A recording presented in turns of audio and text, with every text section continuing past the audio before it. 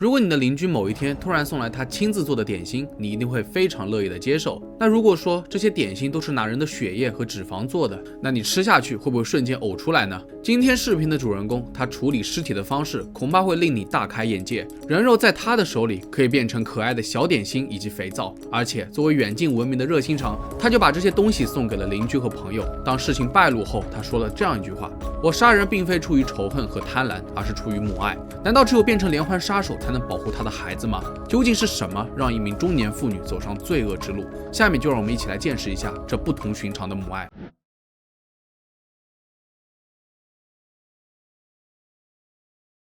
莱昂纳达·钱丘利是来自意大利的连环杀手，人送外号肥皂制造商。然而，在熟练制作人肉肥皂之前，她只是一个普通的家庭妇女。不过仔细想来，她似乎没有什么子女福，因为莱昂纳达结婚后，不仅经历了3次流产，还有10个小婴儿在襁褓中夭折。这对于一名母亲而言，该是多么大的打击！莱昂纳达深知自己之所以会命运多舛，都是拜母亲所赐。没错，是她亲生母亲，而且这还要追溯到莱昂纳达刚结婚的时候。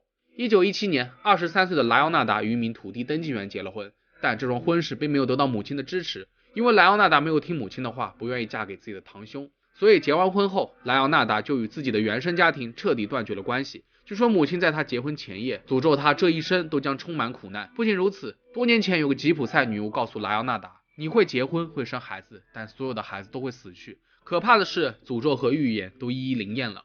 一次次的反复流产使得莱昂纳达心灰意冷。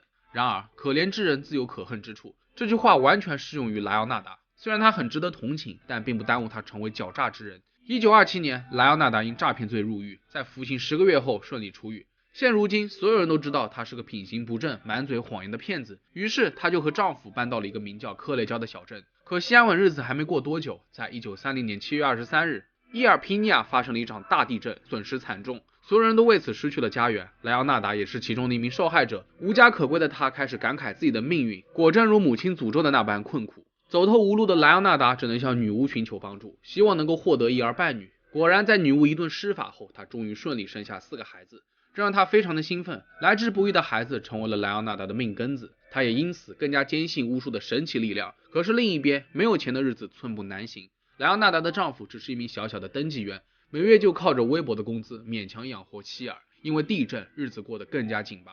此时莱昂纳达也意识到自己该做点什么。他想到地震过后，很多家庭都要重新置办新家，于是他开始兜售各种生活用品，包括家具、服装等等，生意非常的好。为此，他也深受科雷焦人民的喜爱。在他们看来，莱昂纳达为人可靠，是个模范母亲。而此时的他又开始学习起了魔法，因为在那会儿很多人都非常迷信，他也想学点咒语傍身。在此过程中，莱昂纳达遇到了一名资深女巫，对方告诉他，在他的右手看到了监狱，左手则是一个犯罪收容所。而莱昂纳达则是很心虚，因为自己确实蹲过大牢，难道说未来自己还是逃不过囚犯的命运吗？从那以后，他沉迷于诅咒和预言，一直惴惴不安。1939年，莱昂纳达的丈夫抛弃了家庭，彻底离家出走。同一年，第2次世界大战爆发，他最爱的大儿子面临被招去前线。他又联想到女巫曾经警告过他，所有的孩子都会死去。为此，这位迷信的母亲每天都担心的吃不下饭。如果大儿子真的去了战场，那很有可能就会遭遇不测，他没有办法再承受失子之痛了。为了避免悲剧发生，莱昂纳达决心研究魔法书，从中找到应对的方法。也不知道是哪一本书让他受到了启发，他坚信只要牺牲掉别人的生命，就能保佑大儿子在战场上面活下来。很快，第一位受害者出现了，她是一名年近70岁的单身老女人，名字叫做福斯蒂娜·塞蒂。虽然她已经是一把老年纪，但仍然渴望浪漫的爱情，所以为了引诱她上钩，莱昂纳达声称自己要为她介绍一位有钱的对象，以此为幌子诱骗福斯蒂娜去他家商议。他还声称，如果提前告诉家人，还避免不了流言蜚语，难保不会破坏姻缘，所以这件事必须保密。果然，福斯蒂娜上当了。她来到莱昂纳达家中后，继续被诓骗，亲手写下了一封离别信，说自己要远走他乡寻求真爱，如果进展顺利的话就留下来。然而，就当福斯蒂娜畅想美好的爱情时，一把斧头劈了下来。原来，莱昂纳达早就在他的酒里面下了药。接下来，他把福斯蒂娜大卸8块，鲜血都收集在了一个盆子里面。肢解下来的尸块则被扔进了一口大锅中。莱昂纳达在里面加入了本来准备做肥皂用的烧碱，整整7公斤搅拌在一起，经过不停的烹煮，尸块渐渐融化成一锅深色的糊状物。随后他又把糊状物分别倒入几个大桶，偷偷的倒进了附近的化粪池，简直是神不知鬼不觉。至于那一盆人血，莱昂纳达并没有将其丢弃，而是等凝固后在烤箱里面烘干，磨成粉，再加入面粉、糖、巧克力、牛奶、鸡蛋等一点黄油，然后搓成一团，制作成了各式各样松脆的糕点。所有来他家拜访的人都品尝了，甚至包括了他的孩子。不仅如此，莱昂纳达还慷慨地分发给了附近的朋友和邻居，大家尝完后都赞不绝口。就这样，处理完福斯蒂娜的尸体后，莱昂纳达顺理成章地占有了他毕生的积蓄。第一次杀人让他尝到了不少甜头，这不仅能搞钱，还能为大儿子攒命。因此，一不做二不休，莱昂纳达决定开始谋划第2起谋杀案。1940年9月5日，一名叫做弗朗西斯卡的女人被莱昂纳达盯上了。同样的，她也是一名有钱的单身女性，主要是亲戚朋友还不多，比较好下手。而弗朗西斯卡的遭遇与福斯蒂娜如出一辙。莱昂纳达先是声称国外有家寄宿学校正在寻求一名优秀的教师，询问他是否感兴趣。很显然，这正中了弗朗西斯卡的下怀。于是莱昂纳达一步步的哄骗他，赶紧变卖家产。最后，他把弗朗西斯卡骗到家，指使他写信给朋友，告诉他们自己要去国外当老师了，不要挂念。同样可怜的弗朗西斯卡也被制成了小甜点。不过在这里有个细节。据莱昂纳达透露，弗朗西斯卡的体型要大得多，家中最大的锅都装不下，只能把头先砍掉。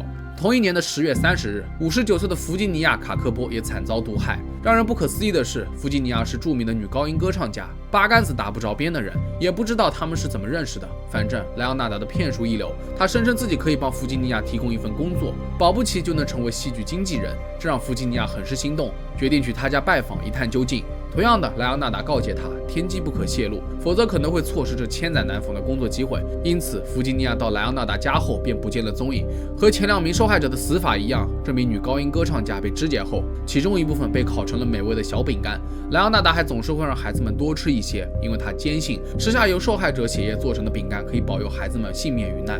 不过最令人作呕的莫过于莱昂纳达对于肉体的点评，他称赞弗吉尼亚是个可爱的女人，因为她的肉又白又肥。在锅里融化后，莱昂纳达临时起意，往里面加了一瓶古龙水，继续煮沸。没想到最终制成了最完美的奶油肥皂。按照老套路，接下来莱昂纳达就要把受害者的财产占为己有，可这一次他失策了。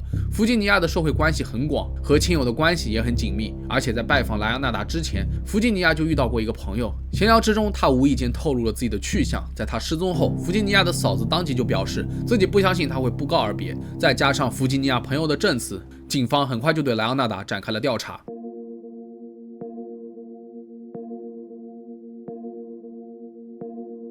当然，一开始莱昂纳达死活都不承认自己的所作所为。随着调查深入，警方也开始怀疑这是不是团队作案。毕竟莱昂纳达身高1.5米，体重100斤，想要杀掉并肢解一个比自己体型还要大的人是比较困难的。而且嫌疑最大的貌似是他的大儿子。果然，警方发现莱昂纳达曾经指使大儿子冒充受害者寄信。同时，警方推测他有协助母亲处理掉尸体。虽然证据不足，无法将儿子定罪，但警方有意要把责任推给大儿子，观察他的反应。果然，为了不连累儿子，莱昂纳达内心的最后一道防线彻底崩塌，他只好交代了所有的罪行。我杀人并非出于仇恨或贪婪，而是出于母爱。这是莱昂纳达所谓的杀人动机。1946年，在法庭上，莱昂纳达为了让陪审团相信这一切都是自己干的，他仔细描述了犯罪手法。据说他被允许用一具流浪汉的尸体当场演示处理尸体的过程。果然，莱昂纳达表现得异常冷静，而且他确实是在20分钟内就完成了肢解尸体、清理现场的工作。他也亲口承认自己将受害者制成了肥皂和各式点心。最终，莱昂纳达被判有谋杀、盗窃和毁坏尸体罪，将面临30年监禁。其实，在审判过后，莱昂纳达就被关进了疯人院，再也没有出来。据说在里面，他时常会准备甜点给大家吃，但从来都没有人敢动嘴。到1970年10月15日，莱昂纳达因脑中风去世，享年77岁。时至今日，所有参观罗马犯罪学博物馆的人，仍然可以看到当年莱昂纳达所用的凶器。虽然已经时隔84年，这些邪恶的东西还是能诉说这位罪犯的罪恶一生。有人说，莱昂纳达生性残忍的同时，也是一个可怜人。确实，他深受虐待，又失去了这么多个孩子，早就精神错乱了。而且当时的人都很迷信，他对母亲的诅咒深信不疑。因为莱昂纳达没有感受过什么母爱，当他好不容易有了自己的孩子，就展现出极其不安全的依恋情感，进而变得偏执、焦虑，最终发展到了不可收拾的地步。话说，如果莱昂纳达不是在被虐待的环境中成长，精神方面的疾病能早干预一些，他的人生应该不会这么糟糕，这些无辜的受害者也都能逃过一劫。可说什么都已经晚了。无论如何，莱昂纳多都是世界上最残忍的罪犯之一。那好了，本期视频到这里就结束了。虽然有些离谱，但还是忍不住提醒大家，千万不要吃陌生人的东西，谁知道是用什么做的呢？那如果觉得视频做的还不错的话，也别忘了点赞、收藏和投币。我是真真，咱们下期视频再见吧。